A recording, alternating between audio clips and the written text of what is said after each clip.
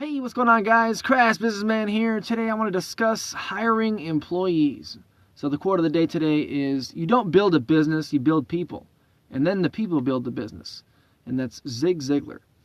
So we often tend to gloss over the challenges that are faced with personnel management. I'd venture to say that most people, they have the belief that, it's easy. Or at least it's a lot easier than being a subordinate, right? Fuck no. It's it's not. It could not be further from the truth. As a manager, let alone a business owner, taking on a lot of different hats, it's literally one of the most extremely difficult things to do. Everyone's got a different personality, and even, we find ourselves at a catch-22 even from the jump, even when you're trying to hire people. Because the problem is that if someone's a great employee, the chances are they're already employed. If they aren't employed, there's usually a reason. If someone's like a really good car salesman and they're not working at a car dealership, you got to ask why. And the reason usually tends to be negative. What valid reason is there that a phenomenal person would not be working at a place they'd be good at? It doesn't make any sense. So what many entrepreneurs and HR managers do is they look for potential and they try to build from that. And what I've found personally is that different traits tend to carry different levels of negativity in terms of desired outcome, or negativity or positivity. Additionally, some skills trump others. So for example, if you were looking to fill an accounting position, and the prospect is incredible with numbers, their math skills might be a +10. And if they're constantly tardy, that skill might count for, a -6, so overall a +4. Because being late isn't necessarily the worst thing in the world, but it's definitely not good. And so, incredible math skills will outweigh their shortcoming, especially in the accounting field.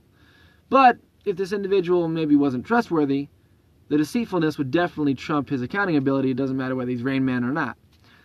So the important thing to keep in mind when hiring is to focus on trying to find candidates that don't have glaring discrepancies.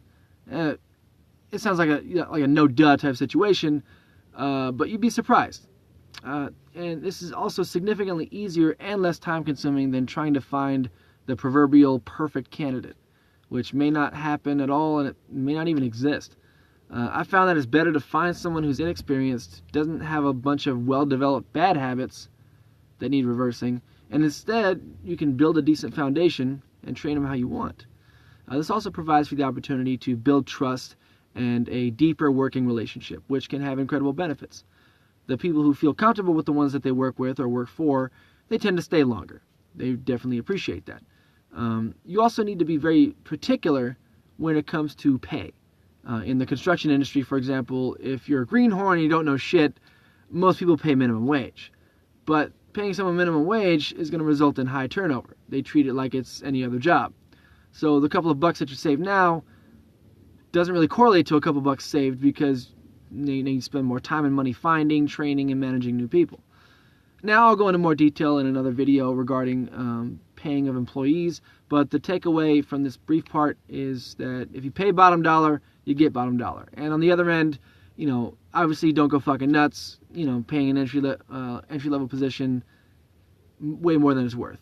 Don't succumb to the fuckery. So, but after acquiring a potential employee, if you're the employer or owner, it is actually your job to create the ideal work atmosphere.